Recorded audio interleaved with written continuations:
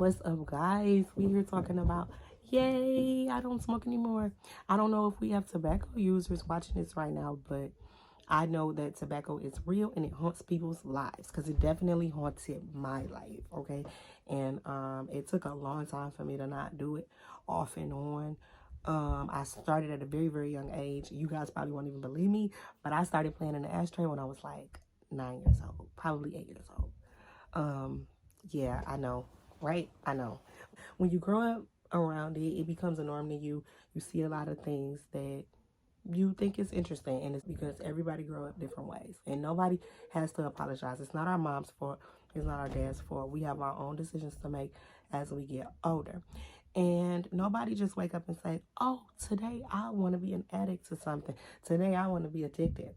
Okay, so it sneaks up on you. It kick you in the ass. My parents really tried to keep me from it. They told me over and over, like, don't do this. Don't pick this up. Even though you see me do it. Don't do it. Don't do it. But I didn't listen. And then, boom, 15 years later, I was still smoking cigarettes. I'm just here now to tell you guys, the moment that you feel like, oh, I cannot stop smoking. This junk is so hard. Like, oh, my God. Yes, you can. You just have to strategize your body. Like, and that's exactly what I did. I had to strategize when this happened, why it happened. And a lot of the time, we tell ourselves like, oh, we gonna be this mean person. Oh, I'm gonna cuss this person out. I gotta smoke because I'm gonna have an attitude. And really, we don't realize that it is that chemical that's taking us off and drawing us to it. These things are designed to draw us to it, because these people have to make their money some type of way. So you have to keep that in mind, that we have to be stronger than what the people put on the counter. And try not to like pick up extra habits trying to kick another habit. But that's a whole nother conversation. And now, as of this point, I'm 36 months. Well, 30 months. 34 months. 34 months clean from smoking tobacco. And I think that is worth a pat on the back.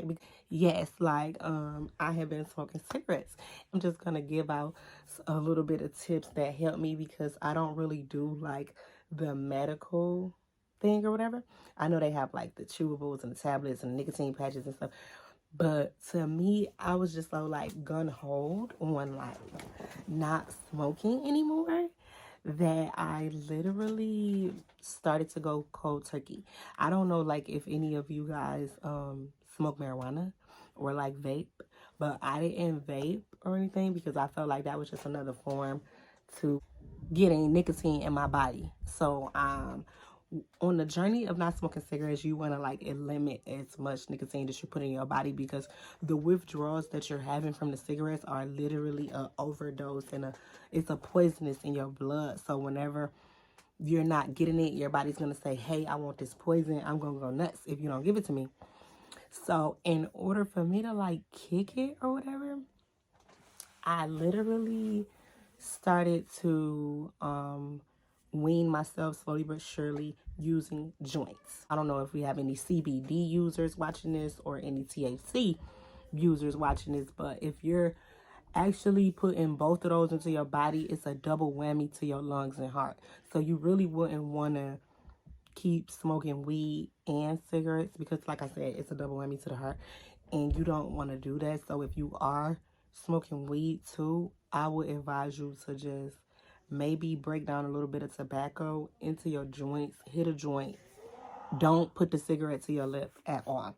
This method, I know a lot of people are like, oh my God, I would never like put tobacco in my weed. But for a person that like smokes cigarettes for almost 15 years, if you really want to quit, you got to be serious about it, and you have to strategize, and you have to kick the habit, because nobody just wake up and say, oh, I want to be addicted to something today. Or I'm going to spend the rest of my life investing my money into something that could kill me. Anybody that knows the real, and it doesn't matter like how much you tell yourself like, oh, I'm going to die from this, you will still smoke it again. Like, you know, so you really have to have like your mind made up to like really do it. And so it really came to me throughout like my significant other. He helped me a lot because he wasn't a smoker, and I came from a smoking household. So if you with a significant other that just like extremely hates the fact that you use tobacco and they don't want it around them and it turns them off and you feel like, oh, he looking at me some type of way because of this, because of that, that's good for you. It's actually good for you because at the end of the day, you'll die. And then that person loves you and then they're going to be left without you, or because the cigarette meant more to you. And then you're like, oh, you don't love me. You just want to control me. But in my relationship, that was one of the big things. I felt control. I felt like, okay, I'm going to smoke a cigarette because I want to smoke it. You know what I'm saying? It's a stubborn thing because when you think about a person and your body and you being there in their life and being well and being the best you can be, it's nothing wrong with letting go of an addiction. So don't let that get in the way of you bettering yourself because you don't want to be controlled by a man or a woman, whoever you with, telling you what to do, because that can be the betterment of you and you don't want to stop that. So that was another thing that helped me. Pick up snacks, because a lot of the times we're not feeding our body enough happy things, so we are going to these things that we feel like is making us happy, but it's really bringing us down. Because once you stop smoking cigarettes and you feed yourself more happy things, I'm not even going to say fruit, but you could say like your favorite cupcakes, your favorite anything, your favorite candy bar, your favorite things that make you happy. Like, oh, I'm going to take my time out to go to Wendy's and get that shake. I'm going to make that extra stop and get some extra caramel. You do extra things to bring happiness and bring yourself up happy. I don't care if I'm going to walk to the store to grab a triple scoop ice cream, or I'm going to the ice cream truck to get a sundae, or I'm going to the food truck to making me feel better. You know, it's creating action in my life. It's creating momentum. Go for a walk. Step outside of the things that you do normally, and it can create a pattern to make you feel different. And you don't feel like I need to go to my best friend a cigarette. I have a family that do it, and I want to be an inspiration. I always wanted to be an inspiration in everything I do. But I'm not just doing this for no reason. If I'm gonna make a video, I wanted to inspire, and I wanted to be real, because it is real. Like I said, I smoked cigarettes for like 15 years, and I finally stopped. But I'm not gonna say my age. Okay, I started way too young, so you can do it. The moment you feel like you can't do it, you can. And shout out to the Gulf Coast and everybody over there recovering from Hurricane Ian. Stay encouraged. Keep it fresh. Keep your air clean. Let your heart pump. You know, like, we need to love our hearts more, because that's the reason why we here. And the minute that they cease, we're going. So we need to keep that in mind. And with that being said, it's nothing to be played with, like having it around your children. You don't want these things sitting around your kids and then they're just wondering, mommy picks this up all the time. Mommy is always putting this in her mouth and she put fire to this. So don't think that your child is not sitting up rationalizing what you're doing, what you're putting in your mouth, and wondering why is it so great, and that they want to try it too. Because you have to realize that you are the first teacher, and everything that you do pretty much becomes interesting to your child. So I'm not saying that it becomes your fault, because I don't even say when they're an adult. I say, like, as a child, you make your own decision. So nobody's putting a gun to your head and telling you to try this. But it's the glamour around it that you might put around your child. You don't want your child watching you to glamorize this, because once you do, it's like they're gonna find it interesting. And if you do it, it's best to like keep it under wraps, like away from your kids, because they're gonna admire. That's not a word. Okay, they're gonna admire everything you do, and they're gonna glamorize your action, and they're gonna want to do it too. So that's a big key point that made me didn't want to do it no more. And picking up more hobbies, like with me being bilingual, I started sharing that more with my kids. I started to speak more Spanish with them. I started to do more things that make me feel happy on the inside. Like I said, eating or stopping at your favorite restaurants. Always us that's been doing it for 10 years plus, that we feel so down on ourselves, like this is a part of our life. We're married to this. Like, we can't see our day without this in it. And I was one of those people that really couldn't see my day without it. So I just want to encourage y'all, like, you know, you can do it. Like, my music is important to me. My music is very important to me and everything that I do. And when your life could become more important to you and actually being on earth, you don't want to do anything to shorten your days.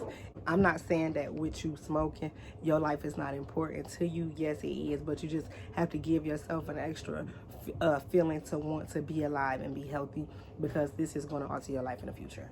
So when I became to that realization, it broke my heart. I wrote a forgiveness letter to myself. I wrote a forgiveness letter to myself to basically apologize to myself for doing this, for giving myself such a hard time and putting my body in this predicament to where I can't even function without smoking a cigarette. So once you guys come to that realization, like, the apology letter is a good tip. Eating good snacks, doing things to make you happy, listening to your favorite songs, dancing to your favorite songs, bringing and lifting your spirit up. That's the best way that I would say to kick tobacco.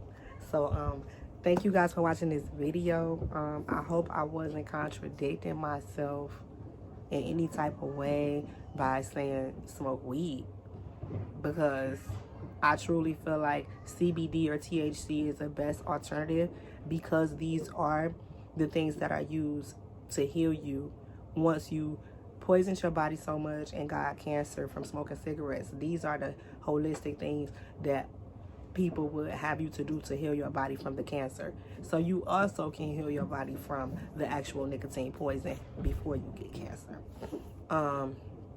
It's hard, it's irritating, it makes you cry. I cried a lot. I got angry. I had to go for a lot of walks. I drank a lot of wine.